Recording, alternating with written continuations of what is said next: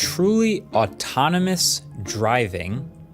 A major step forward for self-driving taxis. Automotive sector एक legacy sector है and capital intensive भी है, but इस सेक्टर में एलॉन मस्क ने अपनी जगह कैसे बनाई एंड अब वो एक नया कॉन्सेप्ट लेके आ रहे हैं जिसे वो कहते हैं ride sharing platform with robo taxis which will change the way you own, rent and use your car. इसको आप किसी ओला, उबर या ब्लाब्ला कैब से कंफ्यूज मत करिएगा because it's all together a different ball game. So let's understand how Elon Musk is disrupting this industry, but उसके लिए हमें समझना जरूरी है कि ऑटोमोटिव इंडस्ट्री एक्चुअली फंक्शन कैसे करती है। 2016 में न्यू पैसेंजर कार का मार्केट $270 बिलियन का था यूएस के अंदर and average selling price of a car was $35,000। अब आप $35,000 को याद रखिएगा बिकॉज इसको मैं आगे जाके टेस्ला की प्राइसिंग स्ट्रैटेजी से रिलेट करूंगा। 2017 से ऑटोमोटिव इंडस्ट्री के अंदर बहुत ही मेजर चेंजेस हो रहे थे। Although original equipment manufacturers OEMs ने 2003-2004 से इलेक्ट्रिक गाड़ियों में काम करना स्टार्ट कर दिया था because it was very clear कि हमें environmental friendly and sustainable fuel चाहिए। 2017 में 2 लाख गाड़ियां बिकी, 2 लाख EV गाड़ियां बिकी यूएस के अंदर, जो कि 25% ज्यादा थे 2016 से, एंड टोटल EV गाड़ियां एंड यूएस रोड वाज 7,60,000। 2003 में मार्टिन एबरडार्ट एंड मार्क टैम्पने ने मिलकर टेस्ला की शुरुआत करी।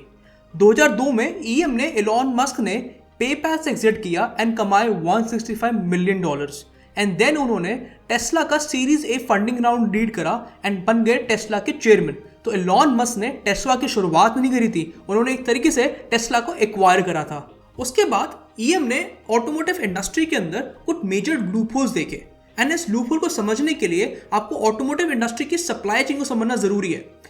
ऑटोमोटिव की सप्लाई चेन में 4 मेजर एलिमेंट्स होते हैं। फर्स्ट होता है सप्लायर, देन होता है OEM ओरिजिनल इक्विपमेंट मैन्युफैक्चरर, फिर होता है डीलरशिप जो गाड़ियां बेचता है, एंड देन होता है कस्टमर। अब सप्लायर सामान सप्लाई करते हैं या स्पेयर पार्ट सप्लाई करते हैं OEMs को, ओरिजिनल इक्विपमेंट मैन्युफैक्चरर्स को। तो एग्जांपल समझते हैं, मान लेते हैं कि ओरिजिनल इक्विपमेंट मैन्युफैक्चरर मारुति है। अब इसके 3 तरह के सप्लायर्स होंगे, tier 1, tier 2 and tier 3 suppliers. Tier 1 suppliers वो होते हैं जो मेजर पार्ट सप्लाई करते हैं, जैसे इंजन हो गया, maybe Fiat is a tier 1 supplier for Maruti जो मारुति को इंजन सप्लाई करता है। टियर 2 सप्लायर हो गए मदरसन सुमी जो wire harnesses, wire, cable supply करते हैं। टियर 3 सप्लायर हो गए मे बी टाटा स्टील जो स्टील, रबर ऐसी चीजें सप्लाई करते हैं। अब जब ये सारी चीजें मिल जाती हैं तो OEM इसको एक कार में कन्वर्ट करता है, असेंबल करके कार बनाता है उसकी, एंड देन वो कार बना के डीलरशिप को बेचता है एंड डीलरशिप आगे आके इसको कस्टमर्स को बेचते हैं। अब इस लेगेसी मॉडल के अंदर 2 मेजर ड्रॉबैक्स हैं। पहला ड्रॉबैक है हाई डिपेंडेंसी ऑन सप्लायर्स। अब OEM original equipment manufacturer highly dependent है सप्लायर्स पे एंड एट टाइम्स सप्लायर का मार्जिन ज्यादा होता है OEM से। सेकेंड ड्रॉबैक है less margins, because OEM directly customer को सेल नहीं करता है, वो डीलरशिप के थ्रू कस्टमर को सेल करता है, इसलिए उसका मार्जिन भी कम होता है। इसके बाद EM ने अपना बहुत ही ऑडेशियस बिजनेस मॉडल बनाया जिसे कहते हैं कंप्लीट वर्टिकल इंटीग्रेशन। मतलब टेस्ला के पास अपना स्पेयर पार्ट्स बनाने की खुद की मशीन्स होंगी, खुद की फैक्ट्रीज होंगी, वो खुद ही स्पेयर पार्ट को असेंबल करके कार बनाएंगे। उनके बाद टेक्नोलॉजी भी अपनी होगी, डीलरशिप भी अपनी होगी एंड कस्टमर्स भी अपने होंगे। इस कॉन्सेप्ट में शुरू में बहुत चैलेंजेस होते हैं बिकॉज ये बहुत ही कैपिटल इंटेंसिव चीज़ है। आपको अपनी फैक्ट्रीज बनानी पड़ेंगी, अपने लोगों को हायर करना पड़ेगा एंड खुद ही गाड़ी सेल करनी पड़ेगी। इसमें रिस्क भी ज़्यादा है, कैपिटल इन्वेस्टमेंट भी ज़्यादा है, बट अगर ये मशीनरी एक बार चल गई तो it's a money minting machine. Then Tesla ने 2016 में अपनी पहली गाड़ी लॉन्च करी मॉडल 3 के नाम से, जिसका सेलिंग प्राइस था $35,000, $35,000। अगर आपको याद होगा तो ये एवरेज सेलिंग प्राइस था यूएस में नई गाड़ियों का।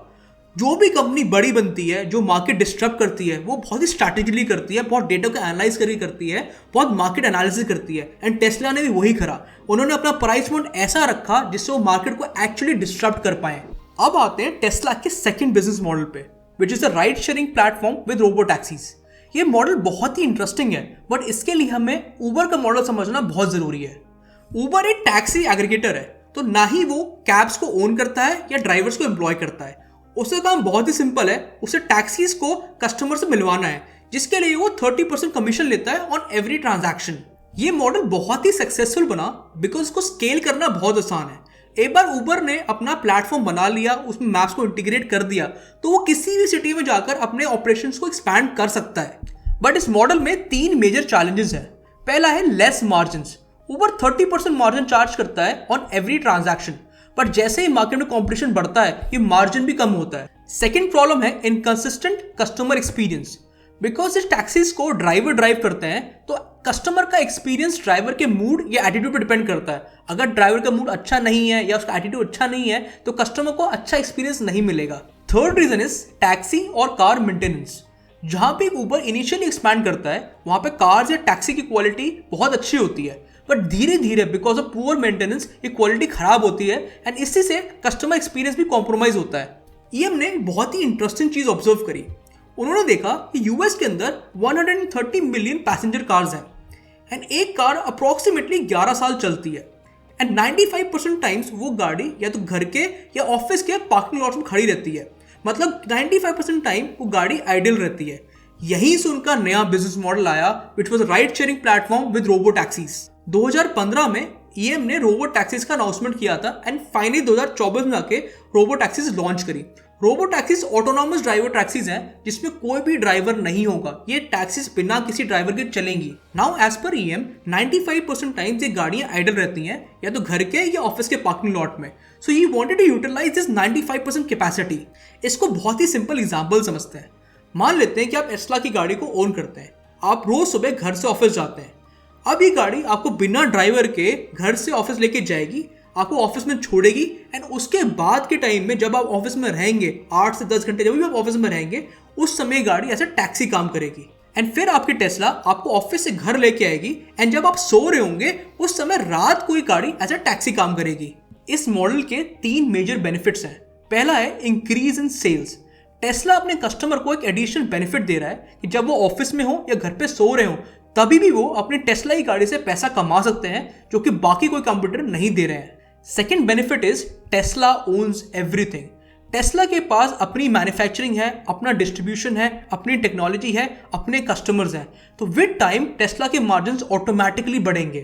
Third benefit is better customer experience. Because इस गाड़ी को लोग ऑलरेडी ओन करते हैं एंड खुद के यूज के लिए यूज करते हैं तो उन कार्स को लोग अच्छे से मेंटेन करेंगे एंड बिकॉज इस कार को कोई भी ड्राइवर नहीं चला रहा है तो कस्टमर एक्सपीरियंस हमेशा कंसिस्टेंट रहेगा। So thanks a lot for watching this video. This is Pravar Saxena signing off and I will see you in the next video.